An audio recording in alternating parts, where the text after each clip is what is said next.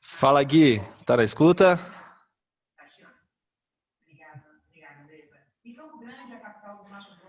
Fala, Gui. Eu acho que não, hein? Tá sim, ele tá aqui. Eu Guilherme acho que não. Falconeri. Tá, ele falou comigo no WhatsApp aí. Ah, tô aqui, Agora tô foi. aqui. Tava mudo. Pronto, agora foi. Tô meio devagar com a tecnologia, gente. Fechou? Consegue espelhar sua tela? Consigo de ver também.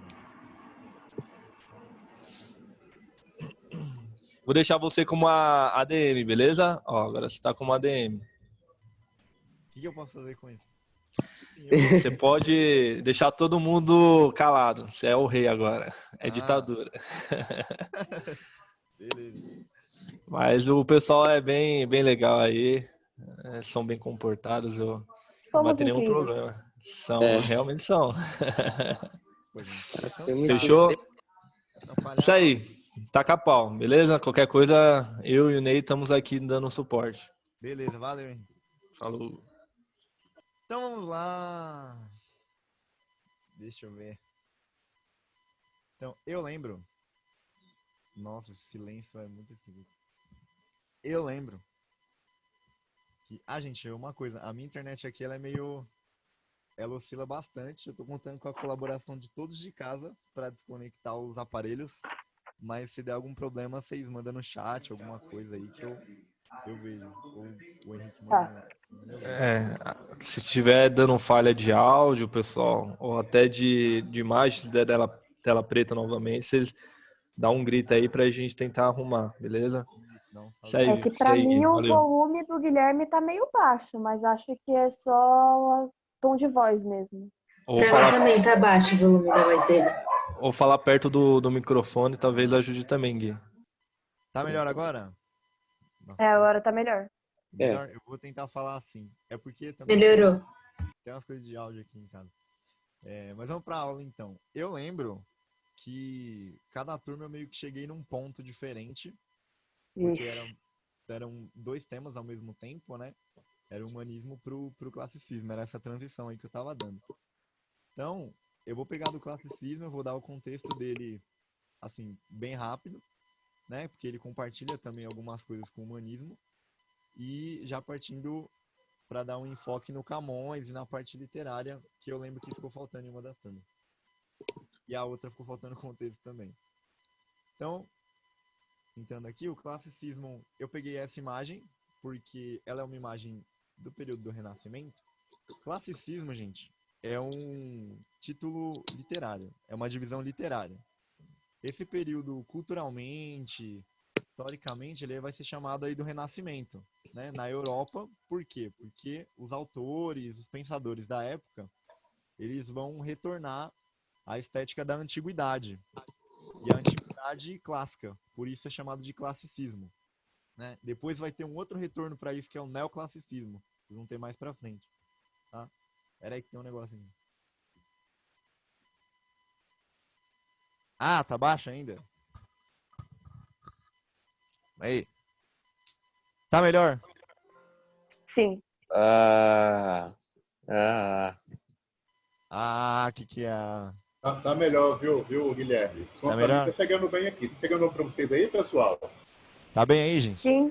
Tá Sim, bem. sim. Ah, então beleza. Ah, dá pra ver aqui, gente. Enfim. Então, voltando aí ao contexto, essa imagem aqui é uma imagem do Renascimento, do período do classicismo, certo? Porém, ela tem toda a estética da antiguidade, inclusive os filósofos. Essas duas figuras centrais aí, que elas estão bem centralizadas, né, embaixo dos arcos, você vê que elas estão quase dentro de uma moldura dentro do quadro. Essa moldura arquitetônica aí, elas são o Sócrates, desculpa, o Platão e o Aristóteles. O Platão é esse cara que está apontando para cima aí. Deixa eu ver se dá para dar um destaque nele. É esse aqui, ó. Esse é o Platão. E esse aqui é o Aristóteles. O Platão apontando para cima, falando do mundo das ideias. E o Aristóteles apontando para o chão, porque ele é um cara que vai falar mais sobre experiência e sobre substância, que é mais no mundo físico, né? Para usar a linguagem aí, dos filósofos da época. Então, esse quadro é importante porque, além dele ter os dois filósofos, ele tem toda a estética construída a partir do classicismo, ou pelo menos de fontes que eles tinham, né? Lembrar que naquela época não existia fotografia, não existia tudo isso que a gente tem hoje para acessar esse conhecimento. Então, era meio que chegava. Nem sempre era perfeito a reprodução, mas era a partir do que eles tinham na mão.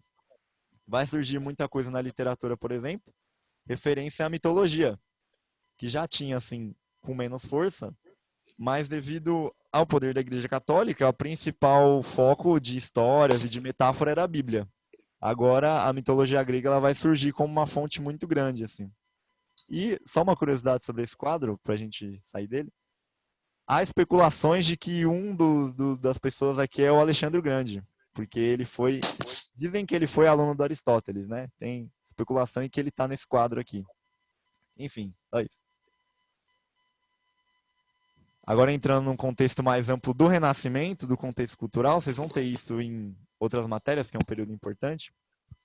O Renascimento ele surge na Itália e ele é disseminado por toda a Europa. Tanto que os grandes artistas aí, falar de Renascimento eu vou focar na pintura, tá? Que é mais fácil de lembrar. Ele surge na Itália, os grandes pintores eles são todos italianos, são as tartarugas ninja. Desculpa. As tartarugas ninja, né? O Leonardo da Vinci, o Michelangelo, o Rafael Sanzio e o Donatello. Inclusive, essa aqui é do Rafael, se não me engano. Essa pintura. Então, ele surge na Itália e depois ele se espalha pela Europa. Por quê? Porque na Itália é onde se tinha mais acesso a coisas da antiguidade. É onde se começou a ter mais informação a respeito disso. Outra coisa é a transição entre Idade Média e Idade Moderna. Idade Moderna que depois ela vai acabar com a Revolução Francesa, né? Ela inicia a partir do Renascimento. Por quê? Porque tem uma mudança de pensamento total. Em toda a intelectualidade, ocorrem mudanças sociais devido a essa mudança de pensamento, essa mudança cultural, e vai ser uma influência tão grande que, para a divisão histórica, assim, padrão, né? Que hoje em dia é muito contestado, mas para essa divisão vai surgir aqui a Idade Moderna. Até porque a dinâmica social já é outra. Você vê aqui o capitalismo burguês em detrimento da tradição feudal. Então, aquilo que tinha dos burgos, que eu falei, que estava em formação, né? Ainda no trovadorismo, saindo no humanismo, ainda tinham esse centro de cidades ganhando muita força, a nobreza perdendo um pouco de influência e vai surgir essa classe burguesa que vai definir toda a dinâmica social a partir daí. A própria chegada à América é muito a partir desse interesse de chegar a novos territórios, de explorar outros tipos de riqueza devido a essa produtividade do capitalismo burguês, né? Essa vida urbana consolidada, naquilo que eu já comentei em outras aulas, né? Daquela coisa de eu produzo e eu vendo, e você produz e compra, a gente pode trocar e tudo mais. Esse tipo de negócio vai ficar muito fundamentado aqui, a partir de agora. E universalidade e expansionismo. Universalidade é essa ideia de pensar além daquilo que você tem agora, né? É expansionismo, é a mesma coisa, né? Os dois, eu preciso lembrar ainda das palavras. Universalidade e expansionismo. Foi mal. Então é isso de você expandir. Lembra que no burgo, no feudo, era muito fechado, né? O feudo era um espaço de terra e as pessoas conviviam ali naquele centro em específico. Agora, com essa nova mentalidade, essa divisão aí capitalista, as pessoas vão circular. Aqui vão surgir esses pintores mesmo do Renascimento, eles vão viajar. O Leonardo, por exemplo, ele morre na França. Ele viaja por toda a Europa, quase todos eles viajam por toda a Europa. O Michelangelo tem obra arquitetônica em várias partes da Europa também, né? Todos eles. Ih, surgiu uma tela aqui. Pera aí. Aí, suave. Então essa universalidade e expansionismo vai mudar também, porque é isso que vai fazer com que o classicismo e as ideias do Renascimento sejam disseminadas por toda a Europa, tá? Então é uma coisa importante. Agora um pouco sobre as ideias do Renascimento. Primeira coisa, você vai ter o racionalismo. O racionalismo ele é a escola filosófica da época, né? Digamos assim. Então os grandes nomes são o Descartes e o Spinoza. Esse racionalismo o que é? É tentar ao máximo explicar o mundo. né? Sem aquelas justificativas dadas pela igreja de que Deus era o centro de tudo e Deus era a explicação de todas as coisas. Aqui não. Aqui era uma quantização, tanto que os filósofos, eles eram também matemáticos, eles eram os próprios pintores também eram matemáticos, os literários também tinham vários conhecimentos, porque todos era essa coisa de quantizar e de racionalizar o conhecimento. Isso aqui é isso aqui, mas por que isso aqui é isso? Porque você tem que provar, você tem que ir a fundo no método, né? No método científico mesmo. Inclusive, a ideia de método científico ela vai surgir no Descartes, né? Um exemplo que eu lembro de ter dado na aula é, por exemplo, você sabe que se você plantar uma semente de uma árvore dentro de um solo que está bem cuidado, que tem a possibilidade de crescimento, você regar aquela semente e cuidar bem daquele solo, vai nascer uma planta que vai virar uma árvore que vai dar frutos futuramente, certo? Isso invariavelmente, se você seguir todas as diretrizes, você vai ter sempre o mesmo resultado. Isso é um conhecimento racionalizado. Ele é testado várias vezes, ele é quantizado e ele é justificado. Essa é a ideia do racionalismo. Tá? Então aqui, um movimento, por exemplo, que é interessante, que os dois filósofos vão tentar fazer, o Descartes e o Spinoza, é tentar justificar a existência de Deus. Porque eles ainda são presos à ideia, uma ideia religiosa, ainda surgida na Idade Média, e só que eles não querem mais as justificativas da igreja, então eles começam a inventar justificativas para Deus. Né? O Descartes, por exemplo, ele vai falar que ele pensa e por dentro tem um outro ser e não sei o que, ele vai entrar numa profundidade assim para tentar explicar Deus. O Spinoza, ele é um cara panteísta. O pan, ele vem de tudo. Então, panteísmo é pan, é de tudo, e theos é de Deus. Então, Deus está em tudo. Então, para ele, assim, o Deus é uma presença que está em todos os objetos. E assim a existência dele se justifica, ele está em toda a nossa vivência. Entendeu? É um movimento que os dois vão fazer. É interessante porque, ao mesmo tempo que eles querem ser muito racionais e científicos, assim, eles tentam explicar uma coisa que, assim, na prática, no fim das contas, não tem uma explicação, né? É muito difícil, mas eles fazem essa tentativa porque era uma corrente de pensamento da época. Uma outra coisa é a revolução científica. Aqui vão surgir vários nomes fundamentais para a ciência. Copérnico, por exemplo, que vai, entre outras coisas, calcular a distância da Terra para outros planetas, chegando a cálculos muito, muito próximos aí. E a corrente do heliocentrismo. Heliocentrismo como hélio é Sol, tá? E é o Sol no centro. O Sol no centro que é o modelo que a gente tem hoje, da Terra girando em torno do Sol e dos outros planetas em torno do Sol ali e tal. É uma coisa que vai surgir aqui. Vai acontecer ainda uma perseguição, como comentei na aula de humanismo, mas é uma coisa que já fica estabelecida porque ela é justificada. Tá? E os grandes artistas, eu coloquei aqui as tartarugas ninja, que são os principais e é mais fácil de lembrar. O Rafael, o Leonardo da Vinci, o Michelangelo e o Donatello. O da Vinci é uma figura importante, se vocês puderem depois pesquisar um pouquinho da vida dele. Inclusive, deixa eu ver. Tem um canal no YouTube, deixa eu ver se vai abrir aqui, que é da Vivi Ouvi. Ela faz uns vídeos divertidos assim de arte e tal. E aí ela tem um vídeo sobre o Leonardo da Vinci, que é 50 fatos sobre a vida dele. Quem puder depois assistir esse vídeo, é esse aqui, ó. E tem uma biografia dele e tal, mas o de 50 fatos é mais legal porque ela vai falando um monte de coisa assim aleatória e ele era uma pessoa que passou por várias áreas do conhecimento, então é interessante.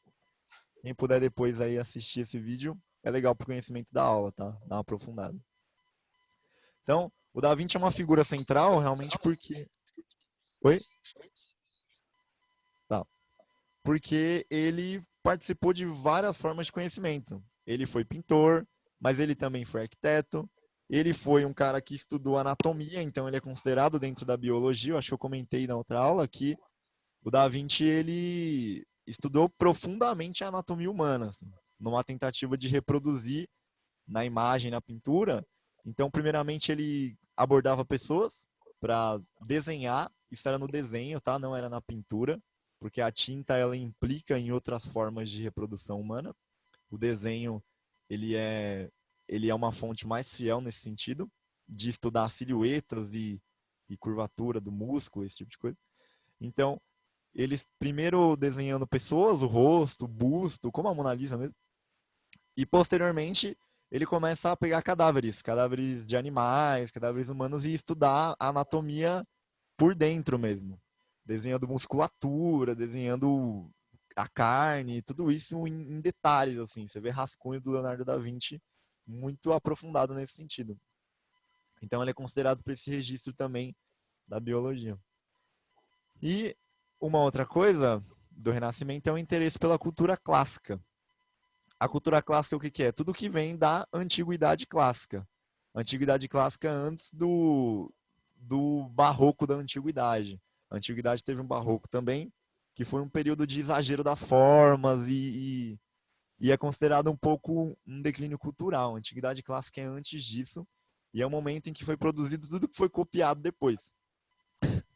Então, você vai ter a mitologia, as belas artes, no sentido de como que era produzido as imagens. Por exemplo, vai ter aqui, vai surgir ferramentas para produzir melhor uma réplica do que era feito na antiguidade. Por exemplo, aqui nessa imagem, esse aqui é um Davi do Michelangelo, tá? Esse lado. Esse cabelo aqui e alguns formatos, eles eram feitos com uma ferramenta. É criada uma ferramenta em que é tipo uma broca. Você coloca e você vai apertando ela e ela vai fazendo vinco na pedra de acordo com o formato de cabelo que eles queriam reproduzir da antiguidade e aprofundar e que ficasse mais parecido. Então, a ideia é sempre reprodução. A arte aqui, ela é uma arte de reprodução e de quantização. Eles vão sempre estudar para ver como que é a forma perfeita da antiguidade. Tá? Lembra do homem vitruviano que eu falei na outra aula? É aqui de novo. É a filosofia que eu comentei aqui, né? A corrente do racionalismo e tudo mais, e a literatura.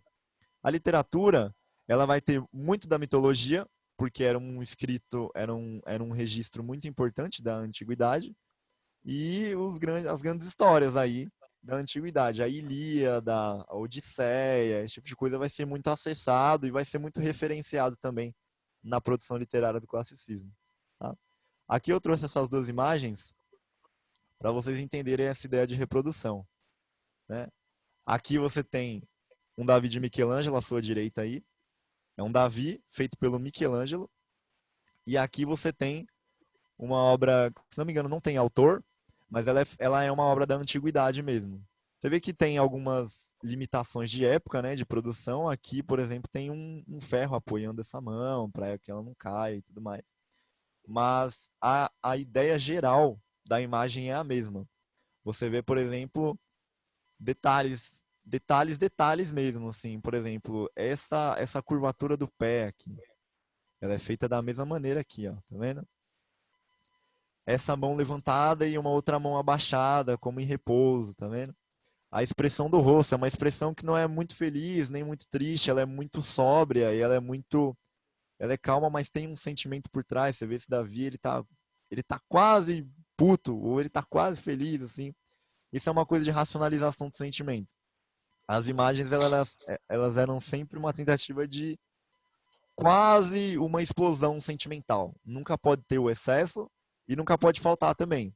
Isso tem que ficar expresso na imagem. Isso assim, eles tinham um olhar treinado para reproduzir só dessa maneira, né? Hoje em dia pra gente é meio, pô, tô olhando aqui, o cara não tá feliz, não tá nada, não sei, né? Qual que é o sentimento? O cara tá aí peladão, olhando pro nada, vai saber o que ele tá pensando, né? Mas pra época assim, eles realmente racionalizavam tudo aqui. Aqui, uma outra imagem para vocês entenderem bem essa racionalização é essa mesma escultura aqui da antiguidade com uma divisão de uma medida em específico. A medida que foi pega por essa imagem aqui, eu peguei no Google, tá? É a cabeça.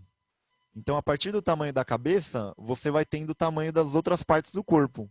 Então, você tem essa cabeça aqui num tamanho, que é o mesmo tamanho que vai ser construído o tórax, que é o mesmo tamanho que vai ser construído a região da barriga, que é o mesmo tamanho da virilha, que é o mesmo tamanho até o joelho, e assim sucessivamente até o final do corpo. né? Isso é uma coisa muito presente, muito. A racionalização do sentimento da reprodução na imagem, mas isso vai estar também na literatura. Na literatura, como que isso vai aparecer? Aquela coisa que eu já comentei em outras aulas de ficar contando sílabas, de ficar uma rima perfeita com a outra e o A, B, B, e estrutura de poesia. Essas estruturas vão ser muito trabalhadas e livros inteiros, o próprio Lusíadas do Camões, que é a principal obra do classicismo, ele é inteiro feito em soneto. Soneto é um tipo de escrita que tem um formato de construção de rima muito rígido, muito fechado, e ele segue isso ao longo de um livro muito longo. Então, é uma racionalização do sentimento. Não que ele não esteja fazendo um texto sentimental, não que ele não esteja falando sobre assuntos líricos ou coisa do tipo, mas ele racionaliza isso. Ele sempre vai quantizar isso dentro de uma forma específica, dentro de um cálculo. Aqui nas imagens isso vai ficar mais claro. Por exemplo, lá em cima também, você perceba os arcos aqui. Tem um arco grande, o outro arco. A proporção, ela é perfeita. A perspectiva, que é isso de você colocar uma imagem que você consegue ver uma profundidade, quase como um buraco na parede, se você ver esse quadro, a perspectiva é uma coisa que vai ser muito trabalhada aqui. Justamente por isso do cálculo, por isso da presença do conhecimento ao fazer uma obra. Isso é uma coisa importante. Sempre que se produzia no classicismo, no Renascimento, você tinha que mostrar que você tinha o conhecimento. O Lusíadas mesmo, ele vai citar muita coisa. Ele vai citar fatos históricos, ele vai citar mitologia, ele vai citar grandes nomes de várias partes do acesso à história que ele tinha, né? Que no caso era principalmente a Europa na época, e da antiguidade. Ele vai citar coisas da filosofia da antiguidade. Então ele tinha que realmente mostrar que ele tinha esse conhecimento e mostrar que ele conseguia flexionar esse conhecimento dentro de uma obra, certo? Então, aqui eu coloquei para vocês lembrarem rigor formal e o sentimento racionalizado. Né? E os principais gêneros literários do classicismo são o épico, que é isso, é uma narrativa nacional, o modelo greco-romano e os grandes feitos do homem. No caso aqui, como a gente está falando a partir de Portugal, tá, por conta da importância da língua portuguesa para o vestibular, vai ser uma narrativa a partir dos grandes nomes de Portugal. Então, por exemplo, o próprio Lusíadas, ele vai ser sobre a viagem do Vasco da Gama. Então, ele vai pegar esse personagem e ele vai enaltecer esse personagem, os feitos dele e principalmente a importância dele para a história nacional. O épico, em geral, é uma obra feita para enaltecer grandes feitos de um país. Ele vai ter uma narrativa muito nacional, assim. Certo? O Lusíadas vai ter isso bem forte. Vou falar mais do Lusíadas pra frente. E a sátira, que é ridicularizando costumes sociais, críticas ao clero e à nobreza. Aquela coisa que o Gil Vicente fazia muito. E é uma divisão, assim, quase que um padrão de várias escolas literárias aí vai ter essa coisa de uma obra que é feita para enaltecer, para valorizar alguma coisa, e uma obra que é feita para ridicularizar, para desvalorizar mesmo. Isso acontecia aqui. O próprio Camões, ele produziu muito ao longo da vida, ele tinha coisas muito sobre amor, assim, sobre relacionamento, sentimento e tal, mas ele também tinha coisas principalmente atacando uma nova geração. O Camões, por esse apego ao classicismo, a antiguidade é sempre uma coisa perfeita. Então, a mudança social, a mudança de pensamento, às vezes era visto como algo negativo, e isso era bem ridicularizado dentro da obra, dentro das obras dele. Tá? Então, aqui, entrando já no Camões mesmo, especificando, você vai ter esse cara que ele se alistou muito jovem no exército, ele lutou ao longo de várias guerras mesmo, inclusive ele perdeu um dos olhos. Esse olho dele, se você jogar Camões, assim, entrar no Google Imagens, você vai ver que cada imagem é um olho diferente, porque é uma coisa meio lendária, assim, você não tinha como tirar uma foto, né? Então, muitas imagens eram produzidas por descrição na época. Eu te falava como que era aquilo e você produzia. Como a ideia de um corpo, de um rosto era sempre a partir da antiguidade, eles faziam meio que o mesmo molde e com algumas especificações de cada pessoa. Aqui esse Camões, se vocês veem, por exemplo, a barba dele é igualzinha o cabelo lá do Davi do Michelangelo. E é sempre a partir desses moldes, tá? Então ele se alista jovem no exército, ele perde os olhos, ele perde um olho, né? Desculpa, numa batalha no Marrocos. E tem um monte de lenda na biografia dele, assim, muita mesmo. O próprio Camões, ele é quase um personagem mitológico, assim. Tem algumas histórias de que ele foi grande herói nas batalhas.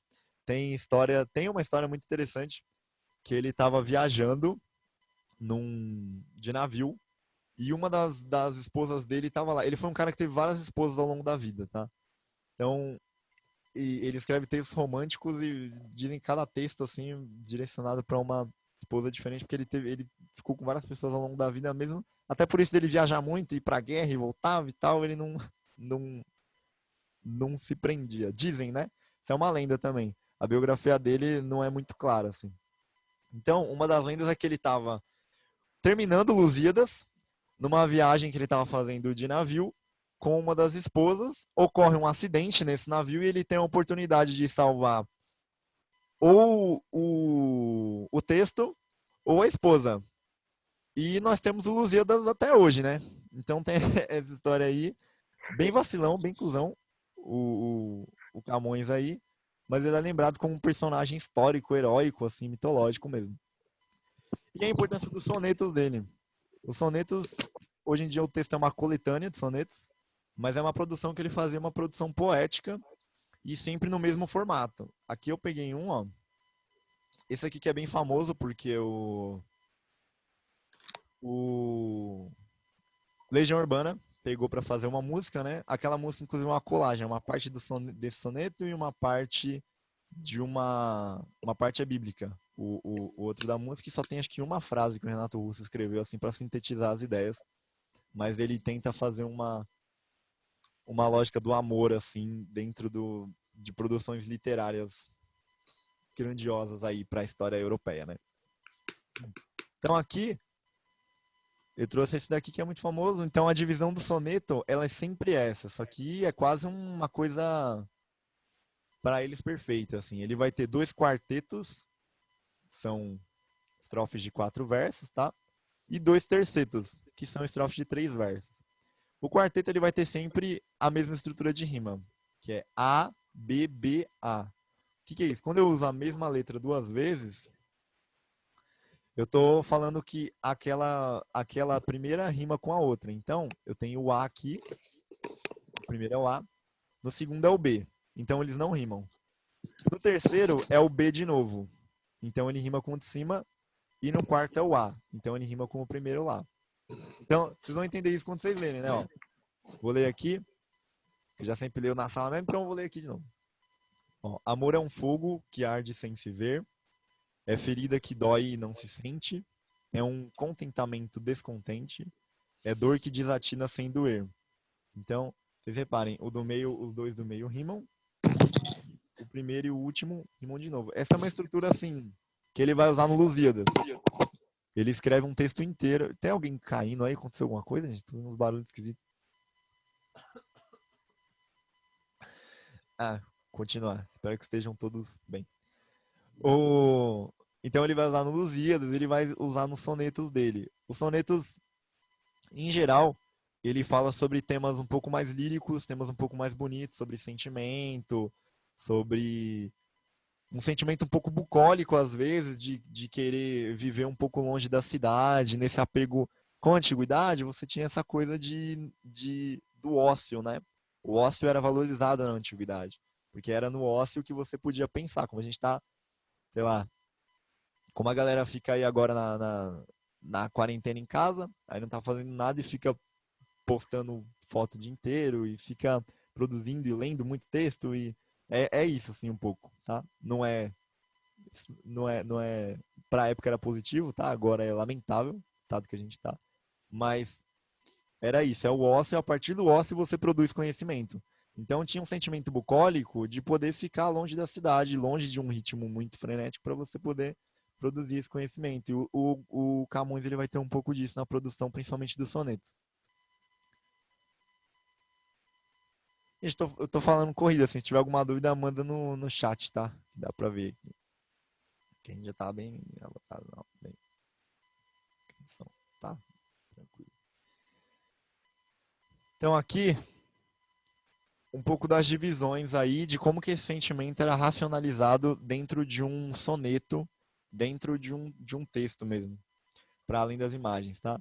Então, uma coisa que vocês têm que sempre lembrar, sílabas poéticas e métrica. A métrica, ela é a estrutura de rimas. Então, a métrica, ela aí é o último tópico, tá? Olha lá, ó. Que é a estrutura de um soneto. A, B, B, A, isso aqui repetido 2 vezes. E o CDC, DCD. Ó, vamos lá em cima de novo. CDC é o primeiro de 3 aqui. CDC. Então, ó, é querer estar preso por vontade, é servir a quem vence o vencedor, é ter com quem nos mata a lealdade. Então, aqui é o C, os dois aqui rimam. E ele vai rimar com o do meio aqui embaixo de novo. E esse que está no meio aqui em cima, ele vai rimar com o primeiro e o último lá embaixo. Isso aqui é uma estrutura, eles levavam a sério, era utilizada profundamente, tá, gente? Não, parece meio coisa de doido ficar contando sílabas, ficar contando rimas assim, mas era uma coisa super importante para produzir um texto. Tá? Então, as sílabas poéticas, a principal era o decassílabo, e principalmente nos textos épicos. O decassílabo é uma frase com 10 sílabas poéticas. Para explicar a divisão de sílaba poética, ela é diferente de uma divisão de sílabas normal. Ela é uma divisão a partir da sonoridade. Eu já comentei disso em outras aulas também. A ideia aqui do decassílabo é que ele tenha 10 sílabas poéticas. Por quê? Porque ele vai ter uma fluência na hora que você lê o texto. Tudo isso é muito pensando também na experiência do leitor, do espectador. Então, quando você lê um texto aqui do classicismo, ele tem que ter uma fluidez específica. Você, em geral, as pessoas vão ler no mesmo ritmo por conta da divisão silábica, porque assim, não adianta você rimar essa parte com essa se o tamanho das frases é muito diferente. Se o tamanho for diferente, vai demorar para chegar na parte da rima e você vai perder o momento. E essa rima ela vai perder impacto. Então essa é uma das importâncias do decassílabo. Você produz exatamente 10 sílabas poéticas para que nessa fluidez tudo se encaixe perfeitamente. Entendeu? Aqui, falando um pouquinho mais do decassílabo, no segundo tópico aí, vai ter também chamada de medida nova, em comparação às redondilhas maiores e menores utilizadas no humanismo. A redondilha é um verso poético também, com 5 ou 7 sílabas poéticas. Que isso? Tá sendo invadida aqui a minha aula, gente. Foi mal. Então, a redondilha são 5 ou 7 sílabas poéticas. É a mesma lógica, tá? É a mesma divisão, assim, só que vão ter 5 ou 7. E aí o decassílabo é a medida nova. E ele vai ser muito utilizado para esses textos épicos produzidos aqui no classicismo. O Camões, como eu já falei, o Lusíadas mesmo ele é inteiro escrito em decassílabo, ele é inteiro escrito em soneto com essa linguagem épica, com essa produção. Tá? Deixa eu ver se tem mais coisa. Esse slide aqui. Acabou. E a métrica é essa aqui, a métrica de soneto, sempre repetida ao longo de todo o texto. Então, agora entrando especificamente no Lusíadas, ele vai ter 10 cantos. O canto é como se fosse um capítulo. Tá? Então, ele vai ter 10 capítulos, falando assim, 1.102 estrofes e 8.816 versos. Eu coloquei esses números aí em específicos, não precisam lembrar dele, tá? É só pra vocês saberem da magnitude do texto. Ele é um texto com muitas partes, que ele vai usar todas essas estrofes aqui, sempre na estrutura de decassílabo. Sempre utilizando. E isso aqui em rima real, né? Que ele vai falar aqui. Rima real é como se falava para relacionado à realeza mesmo, tá? Porque o Camões, ele é um cara que ele valoriza muito a história de Portugal e para ele a estrutura que está se instalando, que é essa estrutura mercantilista, né, que está surgindo ali ao longo desse período do século XVI, século XV, ele acha que é uma coisa que está deturpando um pouco a história de Portugal. Então, a própria estrutura em rima real, ele já é uma referência de que ele quer voltar a uma realeza, a uma monarquia, que ele tem uma preferência, tá? O Camões. Inclusive, ele usa da obra para fazer crítica a isso mesmo. E por isso ele cita tanto a história de Portugal.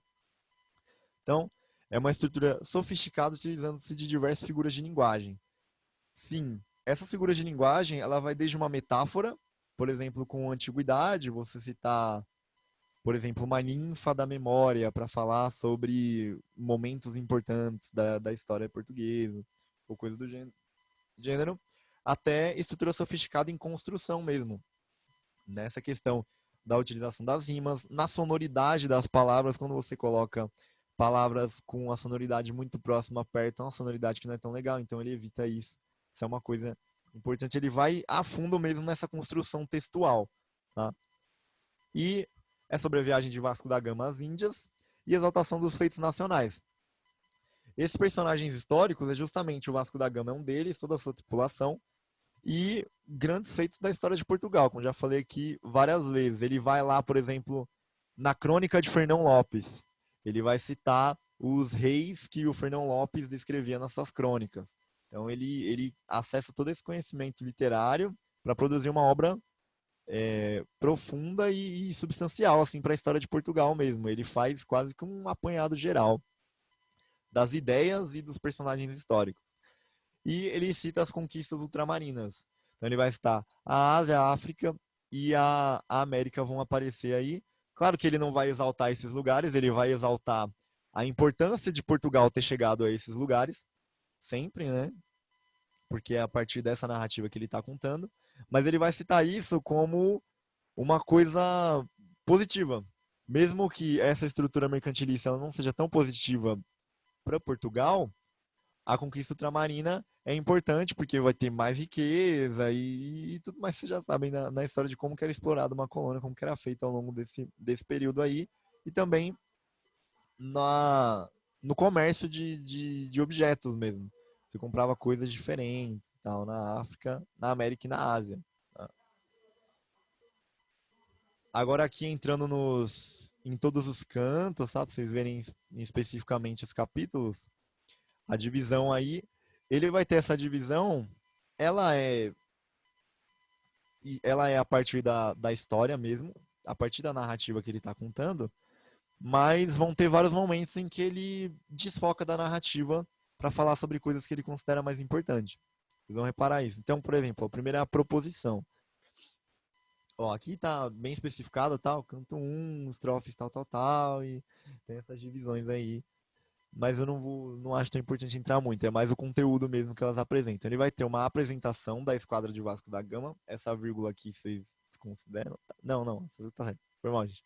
Então vai ter uma apresentação da Esquadra de Vasco da Gama, ele vai citar todos os personagens, a relevância deles, e da história do povo português. Então aqui ele já faz uma introdução que, assim, você como um português lendo uma obra dessa, nesse período você se sente enaltecido. E ele faz para isso mesmo. É a apresentação contando toda a história e das honras de Portugal. Depois ele faz uma invocação, na qual ele vai invocar os musos do rio Tejo, que inspiram a composição da obra. Isso é uma coisa muito, muito, muito voltada à mitologia, tá? Se você pensar que, por exemplo, isso aqui é uma coisa que a Igreja Católica jamais permitiria. Como que ele vai lá, ele fala com uma entidade, e essa entidade inspira ele a fazer a composição da obra. Então, nos dois primeiros, ele já traz as coisas mais importantes do Lusíadas e de todo o contexto do classicismo. A história de Portugal, enaltecida a narrativa, e a referência à antiguidade. Ele faz isso já nos dois primeiros capítulos, cada um é uma coisa. Depois ele faz a dedicatória, que é a obra é dedicada ao Dom Sebastião, tido como grande esperança da propagação da fé católica e continuação das grandes conquistas portuguesas pelo mundo, que está no slide aí. O que acontece?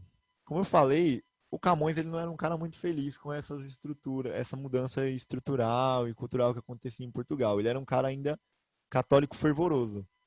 Apesar das referências literárias, apesar de uma outra intelectualidade que ele fazia parte, ele era muito apegado ao catolicismo. Então, esse rei Dom Sebastião é um rei muito católico e que, pro Camões, ele tinha que ter mãos firmes na proposição de uma ordem católica mesmo. ao invés de ficar essa... Não podia ter muita liberdade religiosa, porque ele achava que o catolicismo era uma coisa que ia salvar a moral portuguesa. E Portugal tava perdendo suas honras, assim, com essa mudança cultural que acontecia. Então, ele dedica uma parte do Lusíadas a realmente falar sobre isso, e depois ele vai se aprofundar nisso numa outra parte, mais pra frente. Tá? Então, ó, na parte 4 aqui você vai ter a narração, que é a maior parte de todas, porque aí é quando ele vai entrar de fato na história, tá? Da viagem de Vasco da Gama. Mas dentro dessa história, assim, ó, vão ter vários momentos. Vai ter momento em que o Vasco da Gama ele vai falar com uma ninfa, por exemplo. Ele vai viajar mesmo para construir o que ele acha importante, que é para a obra, que é para o contexto de Portugal. Desculpa. Então, a viagem de Vasco da Gama e as glórias da heróica história portuguesa. E a quinta parte, que é o epílogo, é o canto 10, ele faz um grande lamento. Se aqui, na terceira parte, é ele fazendo uma proposição de como ele teria esperança no desenvolvimento da história, da cultura portuguesa, a quinta parte ele usa para lamentar o direcionamento que está sendo tomado. Então é grande lamento do poeta, lastimando o fato de sua voz rouca não ser ouvida com a atenção que deveria e gostaria. Essa voz rouca dele é essa tentativa mesmo de orientação da cultura portuguesa. Ele acha que ele está falando isso já há muito tempo, ele acha que o que ele está falando é importante, claro, né? E ele sente que isso não está sendo ouvido e que isso não está recebendo a devida importância necessária para as glórias de Portugal. As glórias portuguesas, e Portugal está indo numa direção que para ele não é positiva, não é boa. Tá? Então, repassando aqui o Camões, acho que tá acabando. Camões, então, você tem que lembrar dos sonetos e do Lusíadas. Lusíadas, Glórias de Portugal, referências à antiguidade e antiguidade clássica, tá? Então, é isso o conteúdo da aula. Que acabou, foi bem rápido. É bem mais rápido quando eu fico só falando, assim, sem interrupção. É bem estranho. E acho que eu posso abrir espaço para dúvidas, né? Acabou aqui. Se vocês tiverem alguma dúvida, quiserem perguntar alguma coisa, podem falar. Hein? Podem falar? Tá aberto aí o microfone? Eu não sei. Tá aberto, sim. Dá pra ouvir. Vocês têm alguma dúvida? Gente? Ou alguma pergunta? Não. Sei lá. Eu mesmo não. Por enquanto, não. Foi tranquilo. Beleza. Então, ó, lá nessa aula aqui, o slide dela é junto com o slide de humanismo, que foi a aula anterior, tá? Então, no Google Sala de Aula lá, já estão os 2 slides e tem uma parte com questões também, pra vocês treinarem o conhecimento. As questões, assim, elas são mais de fixação, porque é um conteúdo que ele não aparece tanto. Quando aparece, é mais a cultura e aparece mais sobre o Renascimento do que sobre o humanismo e o classicismo em si. Então, tá lá no Google Sala de Aula, se vocês puderem acessar depois, fazer as atividades. Quem tiver dúvida também das atividades pode mandar para mim aí privado, qualquer coisa do tipo. E é isso, gente. Tudo tá dado. Silêncio fulcral. Dá pra entender. Oi? Guilherme, já pega para passar a palavra-chave pra gente na chamada? Ah, palavra-chave. Pera aí, deixa eu pensar. Não sei, gente. Ah. Antiguidade. Só pra ficar no contexto. Antiguidade? Antiguidade, vai. Beleza. Certo. Certo, gente?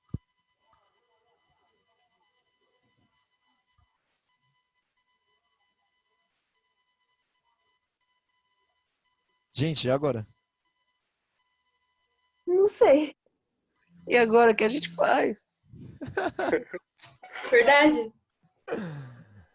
Vocês querem Meu Deus! Vocês querem que eu abra as questões pra resolver pelo menos uma ou duas? Sim.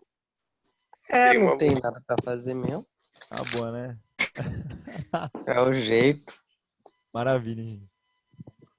Tô sentindo a empolgação de todo mundo aí nessa... Deixa eu achar aqui.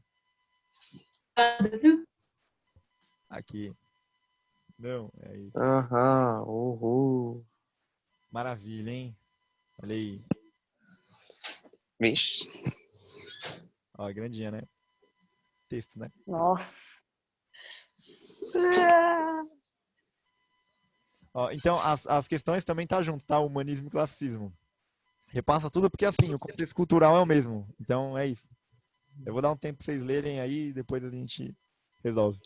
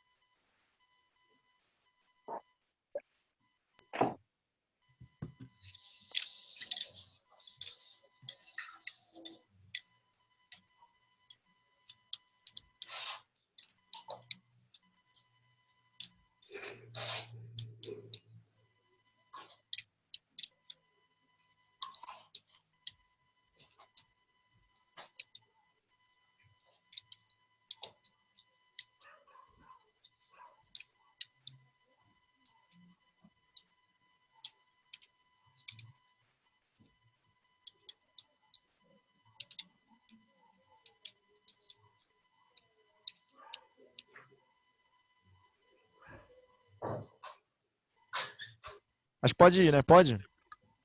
Acho que sim. Alguém tem alguma dúvida sobre a questão? Sobre algo Não. relacionado? No momento, não.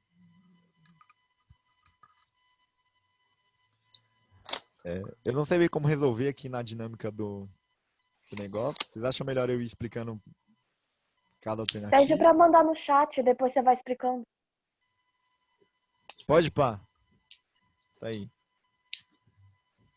Tô abrindo o chat aqui, bem legal.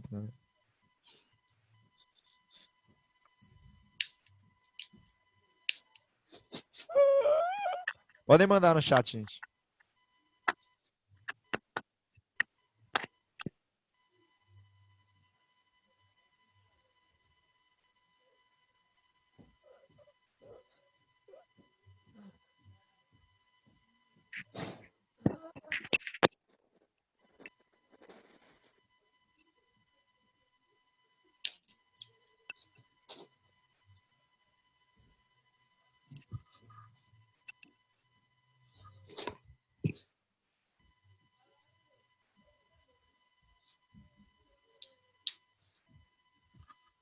Bom, acho que é isso aí. Acho que todo mundo pegou.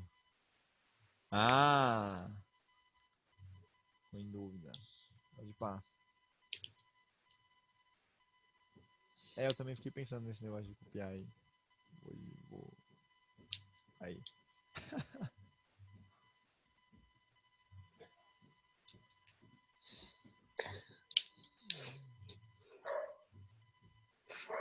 Tá, então acho que eu vou explicar já, porque assim, é uma questão no geral até simples, né? Eu acho que a maior parte conseguiu entender mesmo tendo dúvida. Então a questão, a imagem do homem vitruviano, que é o vitruviano tá lá em cima.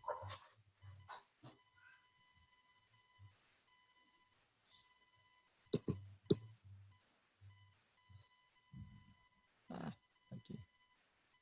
Homem vitruviano.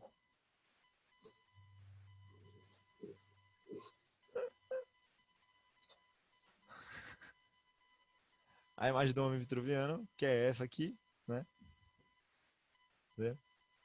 É uma representação elaborada no final do século XV por Leonardo da Vinci, exprimiu o antropocentrismo e a harmonia das formas caracterizaram as obras artísticas do período renascentista. Sobre nascimentos, não é correto afirmar. Então ele pede a errada, né? Isso é uma coisa assim é importante sacar, apesar dessa questão aqui ela ter bem claro, assim, tipo, a errada ela é bem distante das outras. Então a diferença é bem grande, dá pra sacar a diferença. Vocês estão trocando ideia no chat aí, né, que eu tô vendo. Aí, a certa é a C, realmente os homens da época tenderam a valorizar a produção artística e intelectual das civilizações do Oriente Médio, especialmente egípcia e mesopotâmica, pela conexão que elas guardavam com a história hebraica descrita na Bíblia. Tá tudo errado aqui, isso aqui não tem nada a ver com o Renascimento, e especialmente esse final aqui, que ele fala valorizar pela conexão que elas guardavam com a história hebraica descrita na Bíblia. Justamente o contrário, o que era valorizado era justamente por estar se distanciando um pouco da Igreja Católica, porque a Bíblia não era mais a principal fonte de conhecimento. A principal fonte de conhecimento era o mundo e a experiência humana, né? Então, essa daqui é a errada, aqui é a certa, e ficaram em dúvida na B, né? Deixa eu ver. O estudo do homem e da natureza, nesse período, fundamentava-se no espírito crítico, o que possibilitou o desenvolvimento do pensamento científico, como se comprova na defesa da teoria heliocêntrica por Nicolau de Cusa e Nicolau Copérnico. Sim, essa está correta. O que acontece é que ele usou algumas outras palavras, assim, né? Então, fundamentava-se no espírito crítico, desenvolvimento do pensamento científico. Mas, assim, o básico que está falando aqui, tudo do homem e da natureza, sim, justamente é isso que é o homem vitruviano, é focar no homem como centro de conhecimento, como ponto de partida do que precisava ser construído de conhecimento científico. E na experiência humana. Então, é do homem, da natureza, o homem na natureza, nesse período, fundamentava-se no espírito crítico, que possibilitou o desenvolvimento de um pensamento científico. O que é esse espírito crítico? É justamente o questionamento. É questionar tudo. Por exemplo, o Descartes, que é um pouco posterior, mas é a partir desse pensamento, ele vai formular aquela frase do penso, logo existo. Por quê? Ele está tentando justificar a existência humana. Ele chega à seguinte pergunta, ele pergunta, eu existo, mas como eu vou provar isso? É isso, então esse espírito crítico é uma crítica a tudo, ele tentando fundamentar todo o conhecimento, tentando formular todas as perguntas possíveis para embasar esse conhecimento a partir da experiência do homem no mundo, assim. Então, esse é o espírito crítico, basicamente. É você fundamentar esse conhecimento, buscar uma justificativa plausível para o conhecimento produzido. E aí, como se comprova na defesa da teoria heliocêntrica por Nicolau de Cusa e Nicolau Copérnico? Justamente, como eu falei, o Copérnico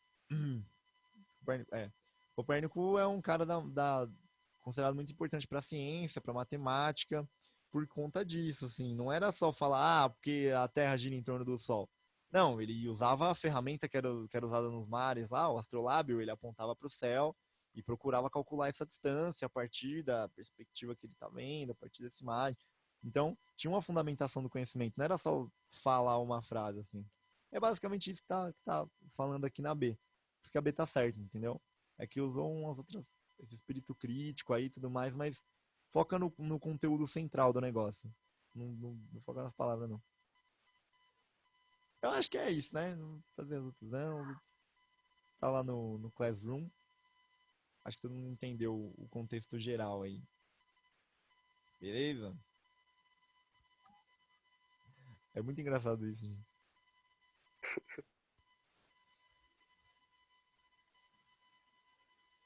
A gente pode finalizar. E aí, como que eu faço? Posso ir ficando, né? Posso ficar.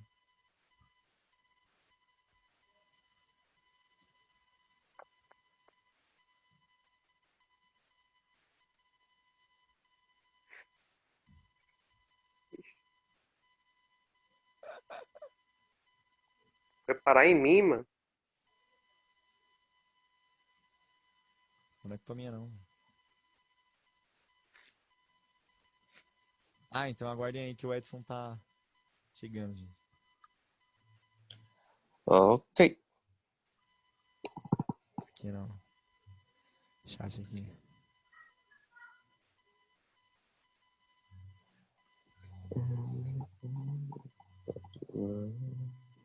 Eita.